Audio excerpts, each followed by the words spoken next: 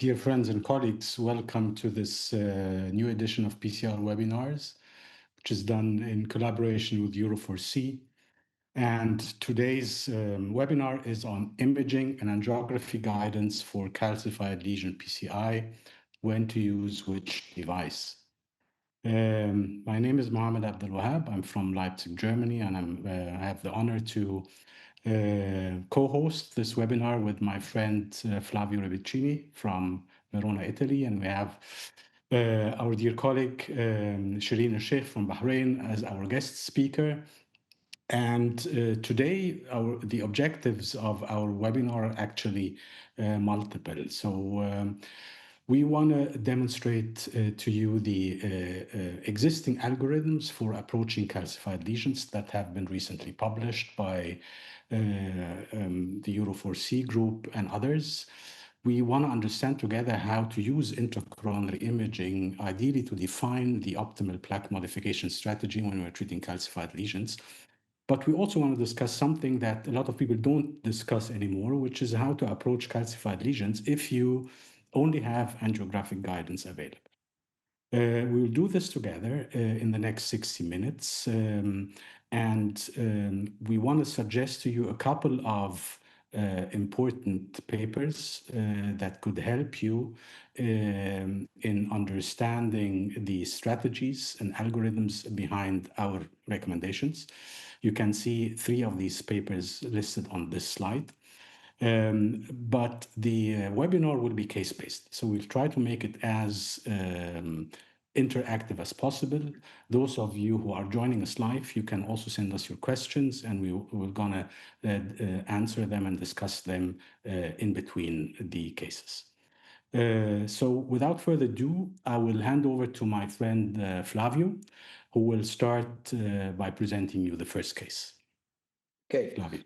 Thank you, Mohamed. Hello, Shereen. Hello, everyone. We will start showing you a Poor's-Man case. So it's an angio-guided procedure without the use of intravascular imaging. It's about a relatively young male, hypertensive smoker with normal renal and LV function coming because of chest pain under effort despite optimal medical therapy. As you can see, his left ventricular ejection fraction and contractility is normal, as it is his right coronary artery. But have a look at the right side of this first image, and you will notice already this line of calcium, which is moving in the territory of the LAD. Indeed, the selective angiography of the left system shows already on angio a very long calcification from the proximal to the distal part of the vessel. So this is a case that we will discuss now according to this dedicated algorithm to treat the patient without intravascular imaging. So Flavio, maybe like we have already a couple of colleagues who are joining us and sending their regards from all over the world. But as I said at the beginning, this is something that usually we don't discuss in depth anymore. We focus a lot on intravascular imaging, which is, of course, what we do in the majority of these cases. But sometimes we don't have these tools available, or for some reason or the other, we are forced to rely on angiographic guidance. A lot of people, particularly the younger generation, ask themselves, how can they do this? Is it possible at all to guide such a complex intervention without intravascular imaging? Of course, it's not what we recommend. Ideally, we should have these available. But we know that all the world is not the same. There are economic constraints, there are limitations of reimbursement. There is still also need for learning what we see in the OCT or the IVUS. So it might happen that we try to do a procedure. So the first message is we will try to start the procedure without intravascular imaging, and we will try to see how to do it. Okay? So let's go to the image, and we will see the first recommendation of this algorithm. It's probably the most important and simplest concept. never try direct stenting in a calcified lesion. Okay, this is the first thing. The second one, we will attempt with a balloon. I think it's absolutely licit that we start with a small balloon and see what happens. The first question is whether it crosses or it does not cross. If it crosses, then to see whether you can expand it. So this is the 2.5 balloon. It's a semi-compliant balloon at a nominal pressure. So don't go very high pressure with the small semi-compliant balloon to avoid dissections. And you see that in different incidences, the balloon is well expanded. So the first picture shows you that indeed we obtained some initial vessel dilatation. The next step will be using a non-compliant balloon. Of course, you can start with a non-compliant balloon immediately, but sometimes the crossing profile is not that good. And now we do go to higher pressure. This is again a 2.5 balloon at 14 to 16 atmospheres, and we will film the balloon in different incidences to make sure that there is no asymmetric expansion and make sure that we are opening the lumen. So we go back to our algorithm, and then we have already answered the first questions. We didn't go with a direct stent, we crossed the lesion, and we did obtain a reasonable balloon expansion. So the next point is to optimize the balloon expansion according to the diameter of the vessel that we assess visually. So you will agree with me that this is at least a 3.0 vessel, that can be even 3.5. So this is what we will do next. This is a 3.0 non-compliant balloon at high pressure. And again, you see after the protection of this diagonal branch, we obtain a further improvement in the vessel lumen. So, Probably, if yes. I can stop you here. So from that images that you have after the NC30, how much confidence you are or happy to proceed with the stenting in this stage? Are you happy with that, or you want to do further modification, and in which basis you are really deciding on this? The first message is that the angiographic appearance of the calcification should never be trusted. You see, this seems to be a terrific calcification, but the balloons cross and they open. So it might be that the calcification is basically peri-adventitial or is very superficial, but it's not nodular. So this we will never understand without intravascular imaging. With using balloons, you understand it if the balloon crosses and if it expanded, as we checked into different incidences.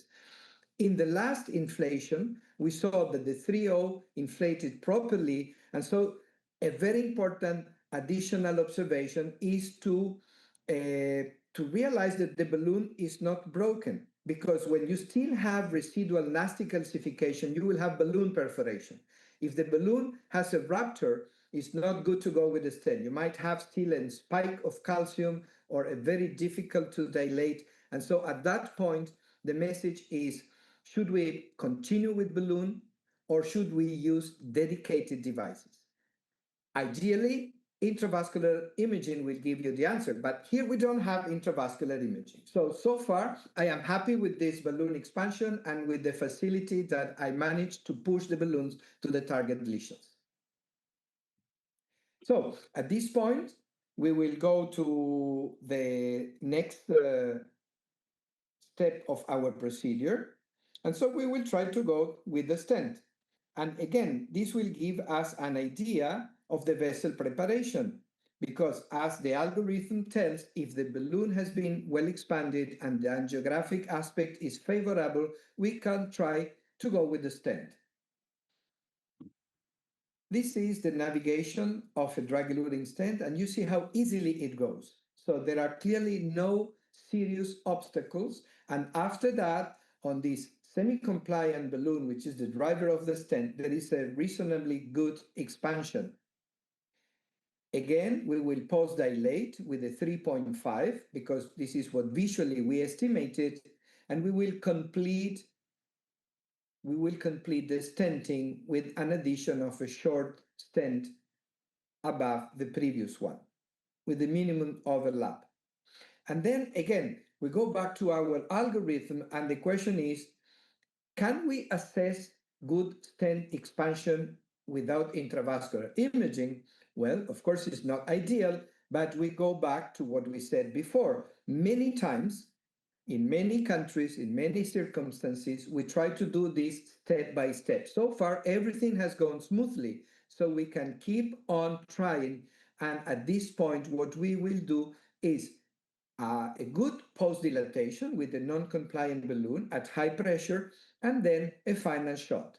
You see that in two different incidences, the vessel looks quite well open.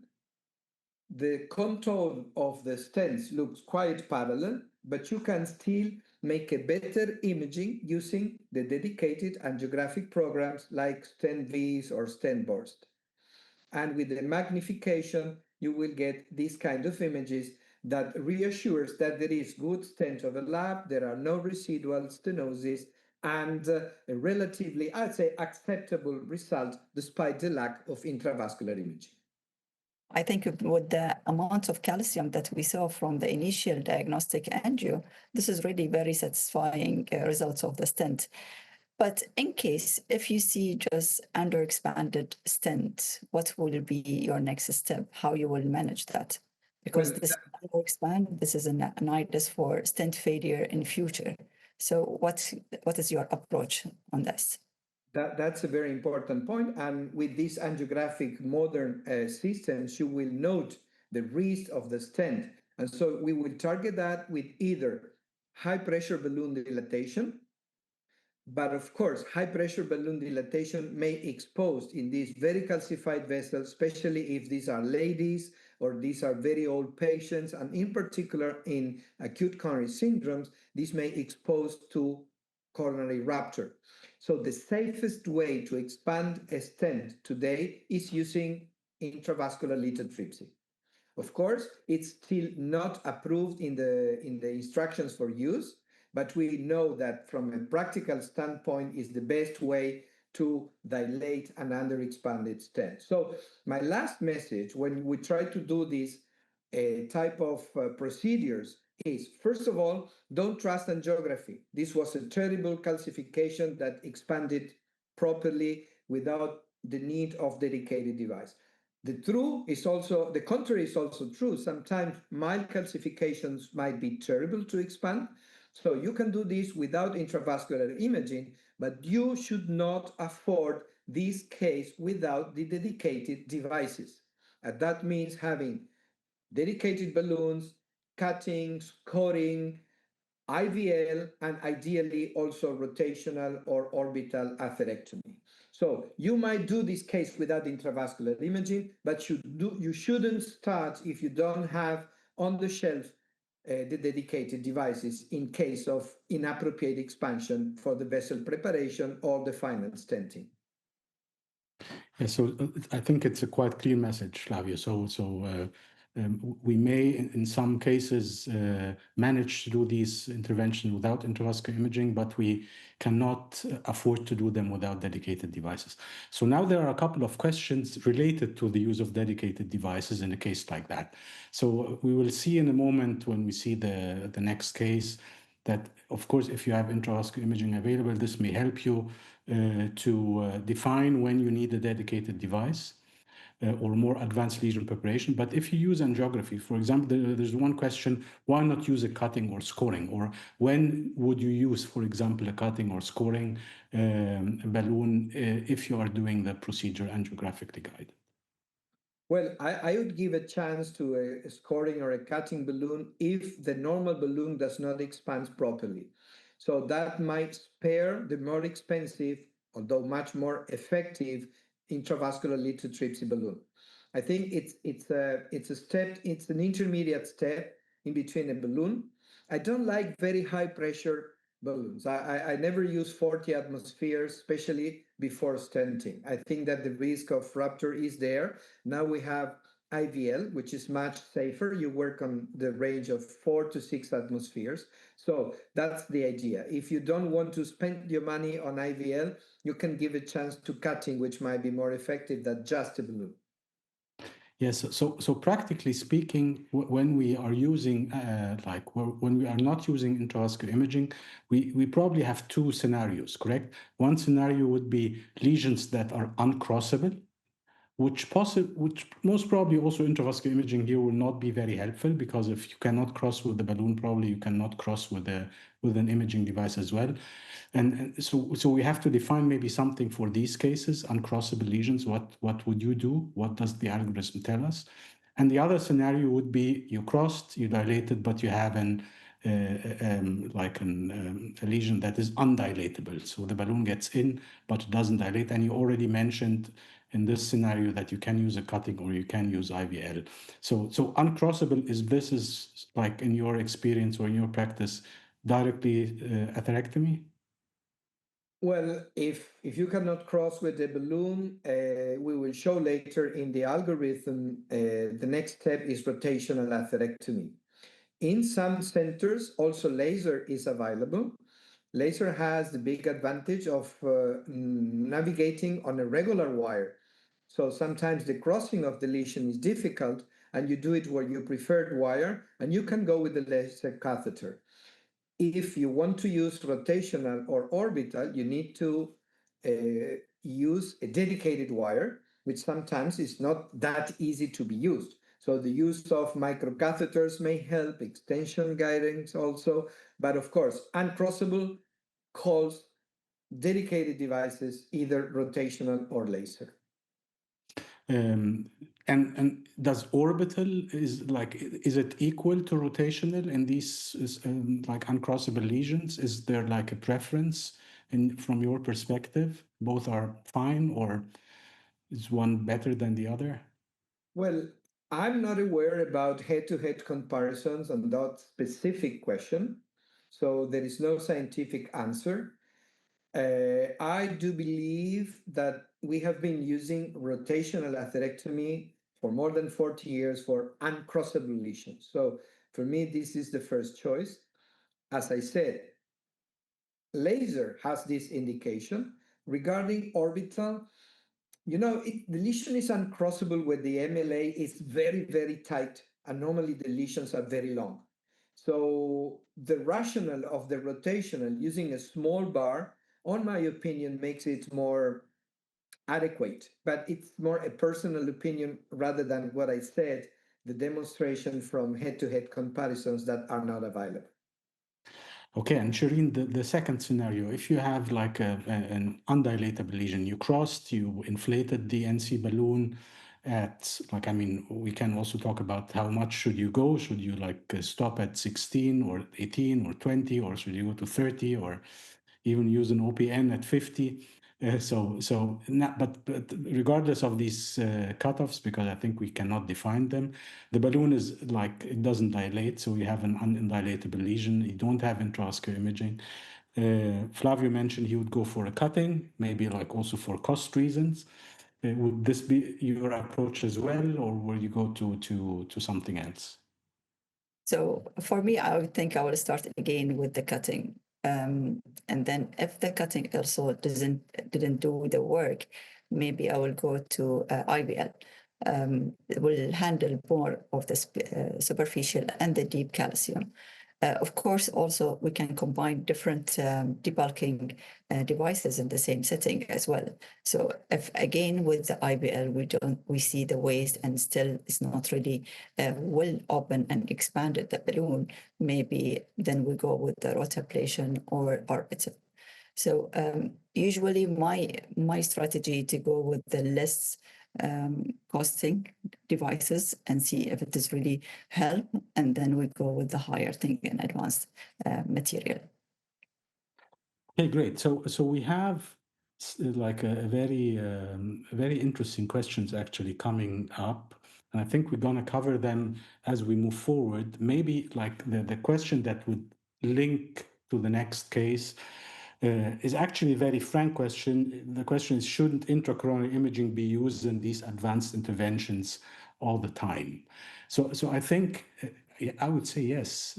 I think the three of us would say yes. And this is why the next case will be a case to show you how intravascular imaging can help you in these complex interventions. But we deliberately actually decided to show you this first quite straightforward, simple case with angiographic guidance only because I think we have to agree and be frank.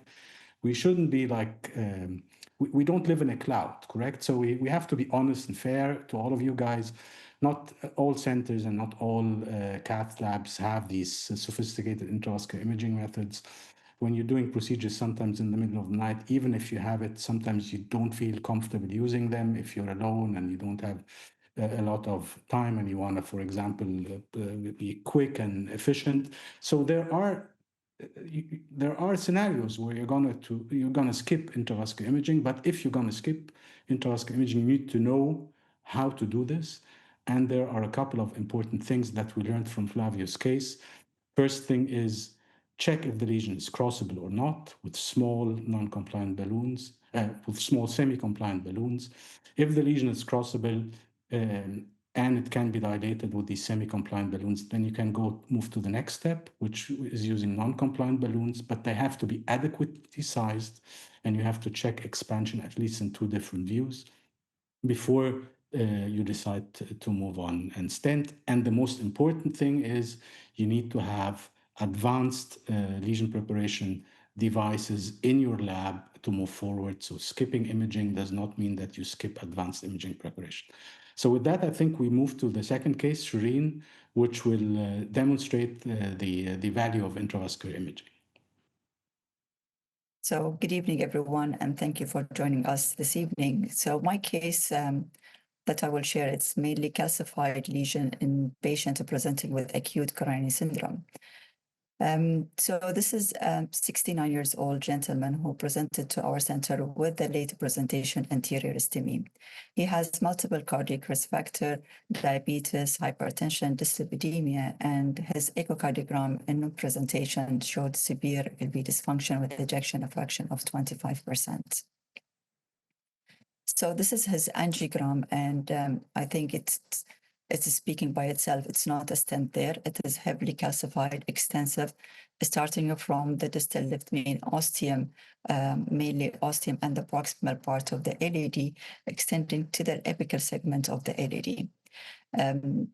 Then you can see RCAs, there's no significant tight stenosis, maybe focal in the proximal part, but the culprit was regional motion abnormality in the anterior wall. So this is an algorithm from the PCI with the collaboration with the Euro 4C, really fundamentally help us how to handle such a case. So in case, so basically is imaging. Imaging is the first thing or first line to do such a case with a heavily calcified vessel. So intravascular imaging, and then you recognize what is the phenotype of the calcium present on that vessel, then act on the modifying that calcified plaque. Of course, this is the most important step and most forgettable step as well. Most of operator or many of the operator really skip this step, which is prove that you really modify the lesion well by prove the fracture of the calcium. And then you can proceed with implementing the stent. And finally, for optimization of the stent, you have to re-image again and confirm that really you are optimized well. So this is what we did. This is the first run of the OCT run. And from this run, really, you can see the all characteristic of the vessel of the LAD in one run. Of course, we have the OCT calcium score, which identify really a change or translate the morphology of calcium to numbers and to decide exactly if really we need a simple modification tools or more advanced tool to modify such heavily calcified vessel. So in this patient, he has heavily thickness, high thickness of the calcium. The arc is more than 180, and the length of the calcium also high. So this is all higher score. That means you need to do or use more advanced debulking or modification tools in such cases. Yes, so Shereen, this score is quite interesting actually because also of its simplicity, correct? Because of the rule of 5, so you can You don't have to write it somewhere. You can keep it somehow in your brain. I know the score has been now a bit modified. Like there's like a more recent score by the same group that has been published and appears to have like to be a little bit more sensitive and specific, but it's a bit harder to remember because it's not that easy. You cannot apply the rule of five anymore. So what's your take on that? You still stick to the rule of five score, or like do you sometimes have a look at the newer version? To be honest, as you said, the new revised OCT scores is really have a higher sensitivity and specificity, and scientifically was validated. But still, again, this is much easier score that it is really in our brain, which we can use it in a practical day, and we don't need to really to memorize the other numbers or go back again to see it. So in my lab, usually I use this rule of five. Okay, so obviously a lot of calcium morphologies in the same lesion, correct? Yeah. So this is all the calcium phenotype that was found in that LED. You can see the nodular calcification, which is the dense calcium protruding in the lumen. You can see also the superficial calcium and the deep calcium. And of course, in the setting of acute coronary syndrome, you can also identify thrombus within the lumen, plus also the fibrolipidic plaque. And this will tell us that yes, maybe we need to use different debulking or modification tools to cover all that. And from the same algorithm also will give us a hint that for different plaque or calcium morphology we have multiple tools in the market to help us in modifying such extensive calcium. So mainly for uncrossable and for undilatable lesion, we have the laser, we have the rotablation or orbital atherectomy. But for the superficial and deep, we have the scoring balloon and the NC balloon, and plus the lithotripsy, which really make us our life much easier nowadays. So in this case, I started first with the cutting balloon. We use a 3.0 by 10, and then we proceeded with the lithotripsy IVL 3.5, and followed by the NC balloon. And of course, that NC balloon just to make sure that really the lesion is really modified, expanded. So it is not really a treatment. It's mainly just confirming that your modification is fair enough to go ahead and do your stenting. But of course, again, it is, I have to confirm it with imaging. I have the OCT catheter, so this will be the next step, doing again re-imaging. So first. So yeah, so it appears you started here with the cutting balloon, correct? So you didn't start with an NC balloon like Flavio did in the previous case, but obviously based on what you've seen on intravascular imaging, these various calcium morphologies and the high OCT calcium score, you thought that you need a more advanced lesion preparation. But do you consider cutting or scoring balloons, do they belong to the advanced preparation tools, or like where do you put the line? Like, is cutting and scoring, do they belong to the usual things like the non-compliant balloons, etc., or do they also already cross the line towards IVL, orbital rotation, like what we call dedicated devices? So I think they are not really advanced tools, but I think this is the first step in debulking. Okay. And I see that by starting with the cutting balloon, it's really facilitating even the IVL expanding. So as if we are preparing that area for that IVL balloon to get expand by after giving the pulses and impulses at that region. Plus also the financial issues. So I started, we have to start, or this is my practice, to start first with the low price, and maybe it will work, especially that we have multiple morphology of the calcium. But I know that in certain area of that vessel, I will need to use that IVL. So it's not really an ordinary balloon. It is just like the bridge for more advanced tools.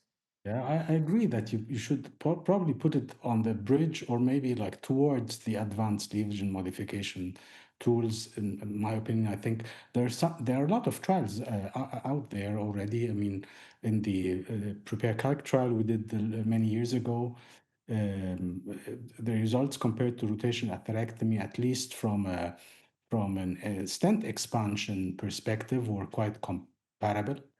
And I think very recently we had the shortcut trial, an American trial, randomizing IVL versus cutting balloons, and it was also non-inferior in many aspects, at least regarding the primary endpoint. So it appears to be a valuable tool.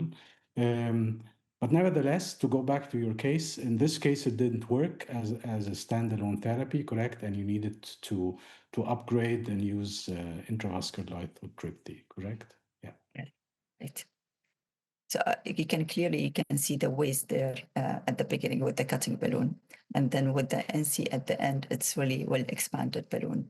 So to confirm the modification that we did, you can see here in the run, we created a good dissection, we created a good fracture as well, both in the superficial and the deep.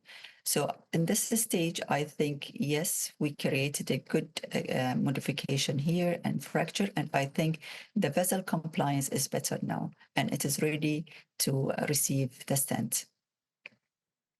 So we went with the 30 by 38 drug-eluting stent and deployed from the ostium. Okay, of course, the sizes of the stents is all depend, and we got it from the OCT, the distal reference diameter and the proximal one. And we optimizes that stent with the post-dilatation using 3.5 NC balloon and 3.75 also in that area where it was very tight in the proximal segment. And this is the run of the OCT post PCI. And here you can see there is no edge dissection. The stent is well opposed and the expansion is good above 80. Plus we have a reasonable and good actually minimal stent area. So these numbers are not the end point of the case. Actually, it is just a markers that we have long term as a good outcome. So this is a multiple snapshots of the stent or the last run on the OCT. And you can see that at the area of the nodule, you can create MSA of 4.9 millimeters square. Proximally, we have like a 6.5 millimeters square. And the stent is really a good expansion and will oppose against the wall.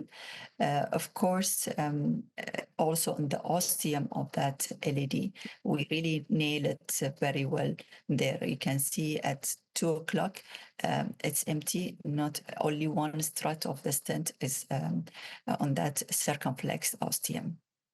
So I was quite happy here with the result of the stenting and optimization here. Indeed, Shereen, if you allow me an observation, you made this very good point on the landing zone of the proximal edge of the stent, because in the initial imaging, you demonstrated that the ostium of the LED was severely narrowed, was very diseased, while the left main was wide open as the origin of the circ. So you were very, very good in catching exactly the point of the ostial LED, which sometimes is not the case. It might be that you miss it because you leave the ostium uncovered, or even worse, you leave the stent floating in front of the circumflex.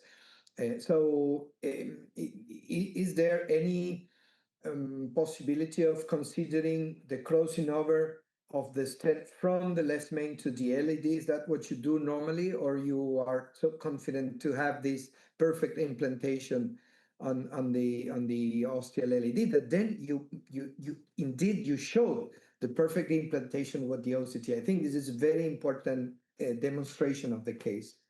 Thank you. So sometimes it is quite difficult, and the easy way just not to miss that ostium of the LED. It's go left main to LED. But with the OCT and the co-registration, to be honest, I found it is really very helpful because you know exactly where's your stent. And I have to check every time when I stenting the ostial lesion, I have to check even my platform, that stent, where's the dot is, outside the stent or inside the stent. This is really make also things different. But I think in the OCT, making us it is very helpful tool to really see exactly where's your life, where is your stent, and you don't miss your ostium. But of course, the easy way is to go ahead and do it from left to LED. I was making this point because, I am supporting this poor man's philosophy of working without intravascular imaging, which we are not suggesting. I mean, is that we discuss what is real life in many places. And in that case, if you don't have such a precise implantation devices like the co-registration and the OCT, you will be much safer doing what I said. You go from the left main to the LED, you do that angiographically guided, you decide where will be your landing zone distally and proximally, and you make sure that you are not missing the ostium and that you are not leaving floating struts of the stent toward the origin of the surt. Then it's a matter of, it's not the topic of today's discussion whether you have to cross and dilate and do kissing. For sure, you do pot on the proximal part of the stent to have a good position on the left main, which is very important. And again, having intravascular imaging will give you a better idea of the real size of the left main. This is very, very important. So that's an excellent demonstration on how precise you can be when you have OCT and a co-registration. The other thing I want to ask you is you showed clearly the different phenotypes of calcium in this vessel, and one of the components, probably the worst, is the presence of non-eruptive nodules. And you have a very important nodule, and your final image is showing your stent, which is not rounded. It has something like a kidney shape, and this happens. So my question is, until which point will you push yourself being more aggressive in an attempt to make a round shape of the stent, or if you don't do it and you just leave it according to the minimal area of the stent? So nodule in the artery is really very nasty, and it's sometimes if you ask or you are aiming for perfection, you are aiming for a problem as well. Okay, because some of people, they will keep going and dilating and still they see the waste in the balloon, and that balloon is actually will go more and expand more in less resistant area, which is will cause rupture of the coronaries. And here we go again with a serious complication. So as soon we have a good MSA, okay, I don't care about the shape of the stent there inside the lumen. If we have a good expansion and good minimal stent area, I think this is fair enough, and it's enough because it is a nodule. Where it will go, it will stay there in the artery itself. So don't seek perfection in such segments. Go ahead. Do you agree with that, Mohamed? Yeah, great. I think this is a very important point, and I think if we want to summarize what we learned from Shireen's case before, maybe getting some questions from the participants and then moving forward. So, I mean, if you're going to use imaging, what I learned from your case, Shireen, is then use it all the time. So use it before to judge the morphology and maybe decide on the lesion preparation tools you're going to use. Use it in between to check the success of your lesion preparation strategy, and then use it at the end to define that you did a good job and that your stent has well expanded, correct? And there are a lot of algorithms that help us. I mean, the topic is how to decide which device to use. It's not always an easy question, and in a lot of cases, or like in the majority of cases, actually need a combination of tools, correct? But we have some criteria. We have the OCT score that you've shown. We have like an IVUS score that we're going to show as well.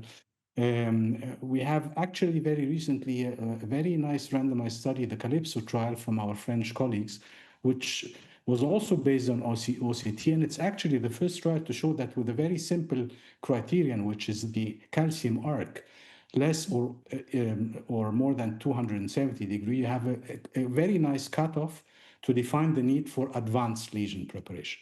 But again, then we have to define together in the group and with you guys, what is advanced lesion preparation? Probably all of us agree that atherectomy is a type of advanced lesion preparation. We all agree that IVL, and we probably think that also cutting or scoring balloons belong to this, and everything else, which is like the new normal balloons, NC balloons, that these are like the usual things. So before mentioning like one or two questions, I want to mention, to put some pressure on you, that we have a really international audience from all over the world.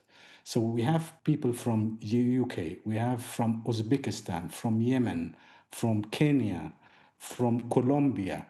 So we have really a real international audience. And this is why also the questions are so good. So maybe we won't be able to tackle all of them, but two questions, maybe you take these, Flavio.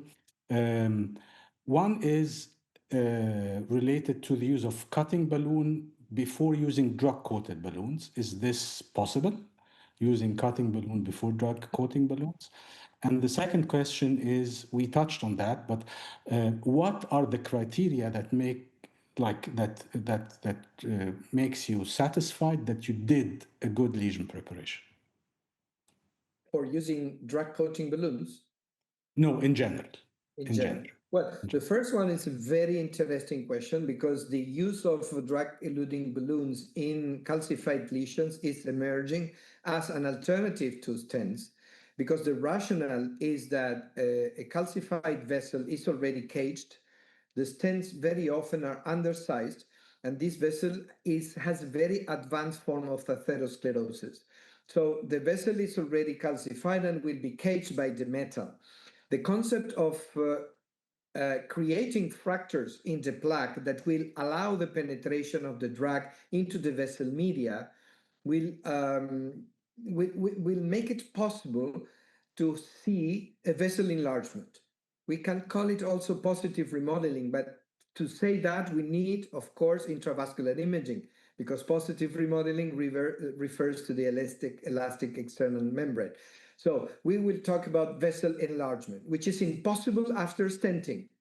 But there are more and more observations that after good vessel preparation, that means cracks in the plaque that allow the infiltration of the drug into the vessel media, we can obtain vessel enlargement, which is very important in these very diffusely diseased long lesions and calcified vessels that will facilitate eventual reinterventions or eventually vessel grafting.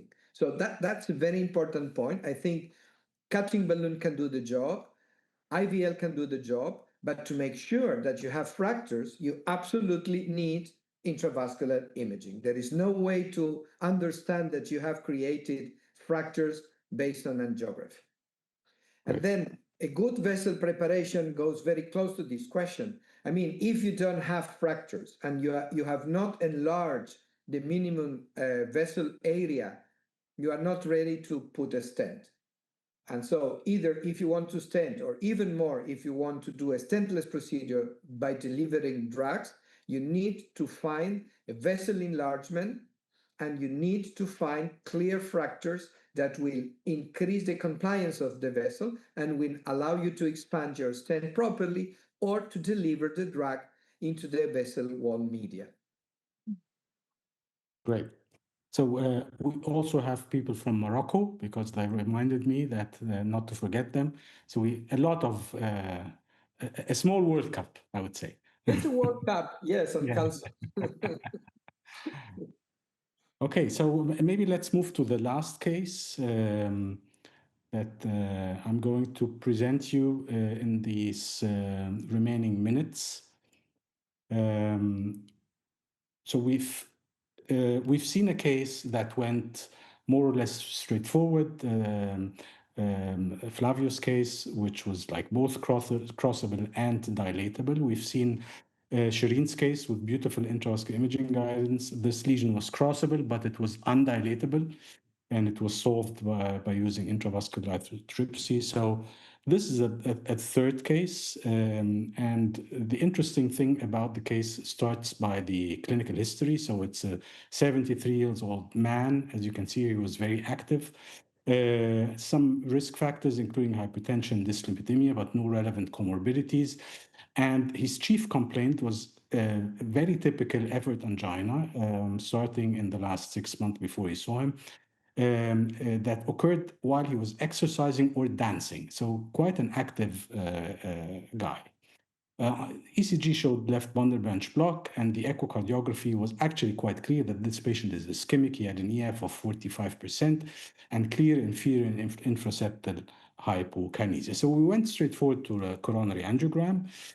And you can see here that his left coronary is fine and his right coronary is subtotally occluded proximally. You see like as if it was like full of filling defects, or as if we were injecting air, which is not the case. This is just calcium. So we decided to do a PCI, and you can see that this was a radial approach using a 7 French guide and Amplat's right 1 guide. And it appeared to be actually a total occlusion after we started tackling it, because we needed some antigrade wire escalation and the use of some CTO wires in order to get into the distal vessel. So this was like a CTO wire, and we wanted to exchange it to a regular workhorse wire before you start tackling this calcium.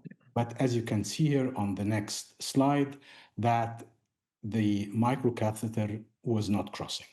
So despite the more or less adequate support, we can of course talk about support, we can try and improve it, but this microcatheter was not crossing the lesion. So let's go to the algorithm, the PCI Euro 4C algorithm, and you can see here what we also mentioned briefly during one of the cases, that the algorithm tells you, okay, if you cannot cross with a microcatheter, the next step is laser, because you cannot do atherectomy on a regular wire, correct? But in my opinion, there are some other possibilities that all of you probably know. One of them we talked about is to improve support. You can try to, for example, to anchor the guide or to use a guide extension.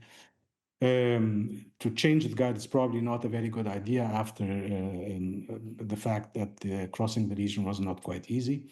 You can try use a different microcatheter. You can use, for example, microcatheter that you can rotate, or try to do some lesion modification with some braided microcatheters, or what I personally like, to try a very small balloon. And this was the case here. So I used a very small balloon, a 1.2 millimeter balloon that I like, and it crossed, and we were able to do some dilatation. So after doing this, we can ask ourselves, okay, how to proceed now? This lesion is actually, it was uncrossable. Now we cross with a small balloon. Should we just continue and like use other balloons like you've seen in Flavio's case? Should we just switch to atherectomy, or should we just do imaging, or what would be the next step? So I'll let Flavio and Shereen maybe comment on that before we move forward. Shereen, ladies first. So, of course, because of this very tight, I don't think that even the imaging catheter will pass and cross this lesion. So if it is crossable but undilatable, even IVL, which is a very bulky device or balloon, I don't think it would be crossable. So I will be going with the atherectomy first, rotablation or orbital atherectomy here. I agree. This looks like a very nasty lesion to cross. So ideally, I'd like to have a look at the intravascular imaging, but I guess that the catheter will not cross. Neither the one or the other brands will not cross. And so in that case, my favorite one is good old rotation atherectomy. Great. So some of the participants are actually suggesting to upgrade to bigger balloons and maybe then use cutting balloons. Mhm. So let's see what we did. So there are some tools to help you actually define whether you need atherectomy in a situation like that or not. There are the scores that we, if you can get the presentation again, there are like the intravascular imaging scores, but to do them you have to cross with the catheter, obviously. So we have the OCT score that we've seen with Shereen, the rule of 5. We have an IVUS calcium score, which is also actually quite interesting and quite easy to remember. You can see on this slide, there are some criteria here related to the ring of calcium, whether you have a nodule or not, and the size of the vessel. But what we sometimes overlook is that we also have an angiographic score that we published previously called the ROTA score, which is actually made for these scenarios, which is not for the undilatable lesions, but more for the uncrossable lesions. So it more or less predicts uncrossability. And there are 4 things that you can measure. It's the amount of calcium fluoroscopically, the length, whether it's a bifurcation or not, and if the vessel is tortuous or not. And if you have a high score, the possibility or the fact that you will not be able to cross, or the risk that you will not be able to cross increases as the score increases as well. So we relied actually on this score in this case, and despite the fact that a small balloon cross, we decided to use a small rotation atherectomy burr. It was a 1.25 millimeter burr, very small because it's a very tight lesion, despite the fact that the vessel is big, but you just need to modify the lesion, neutralize the lesion in order to be able to cross afterwards and see how your balloons are going to expand. And you can see here then we advanced the 3.0 millimeter non-compliant balloon, which was able to cross without problems. So we didn't need smaller balloons. But you can see that the balloon ruptured. So after the balloon ruptured, we went back again to the algorithm. So we asked ourselves, what should we do now? And the algorithm tells you, after you did some lesion preparation with rotational atherectomy, followed by balloons, you need to check your success with intravascular imaging. So we unpacked the IVUS and tried to cross with the IVUS, and it didn't cross. Despite the fact that we did 1 round of rotational atherectomy, we dilated with a 3.0 millimeter balloon. Of course, the dilatation was not adequate because the balloon ruptured. We couldn't cross. So now what? Now probably we need to decide without understanding the lesion morphology on intravascular imaging. It appears on IVUS that you have some sort of a calcified nodule, but of course this is incomplete information. So there are a lot of options. One option is to just upgrade your burr. You already have rotational atherectomy on the table.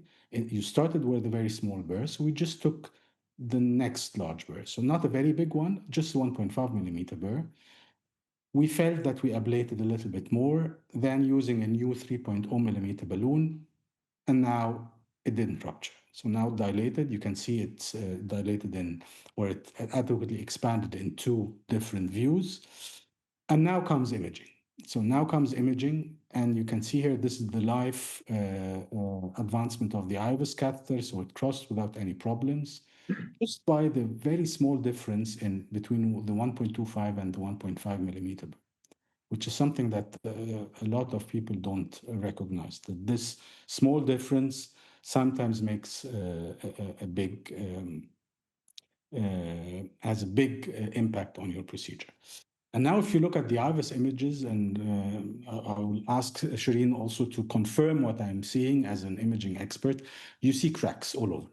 So you see cracks in the different forms of calcium that you can see here as well. So similar to Shereen's case, this patient has a nodule somewhere. He has like a signet ring calcification somewhere. He has like eccentric calcium somewhere, but you can see fractures. Yes, there is fracture is very nice in different place and different plane. So I think you prepped that lesion very well. Yeah, so going back to the questions the participants have, how to decide that the lesion has been adequately prepared. We have a lot of criteria here in this case. So we first have the fact that the intravascular imaging catheter crossed. it's a good sign, correct? So it's a good sign.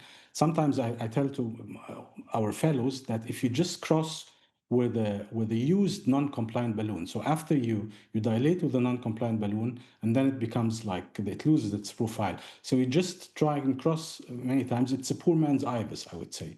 So if you can cross with a used non-compliant balloon, then probably you did a good job for lesion preparation.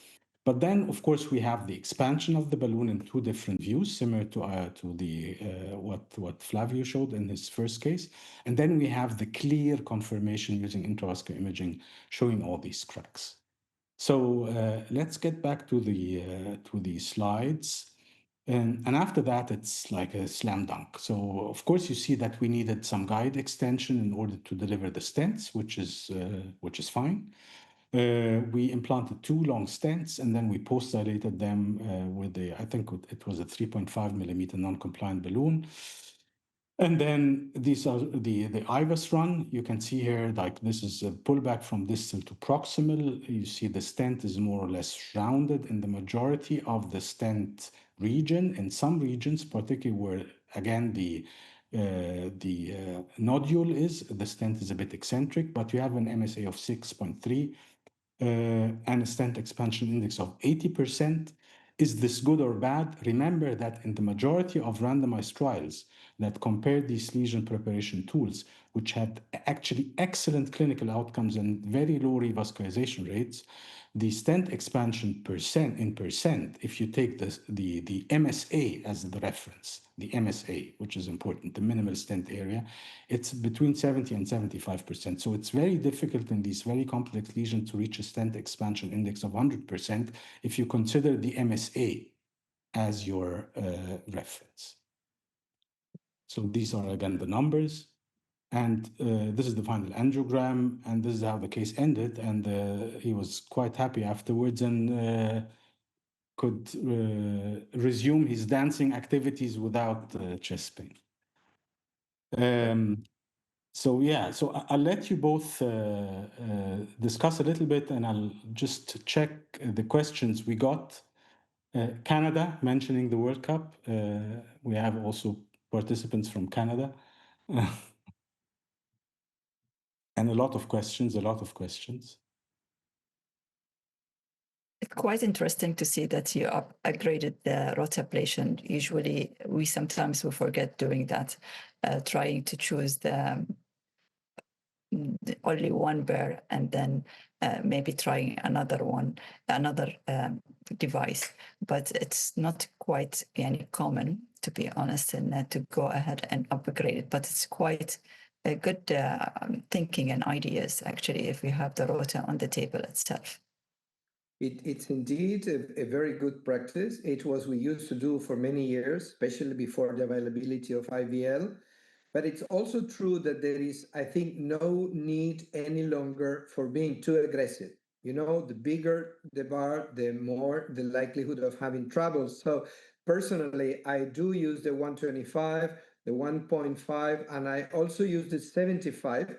These all go through a 6 French guiding catheters, but I never use bigger than that, because after that you have already a good lumen. And if it's not expanding, it's because the calcification is very deep.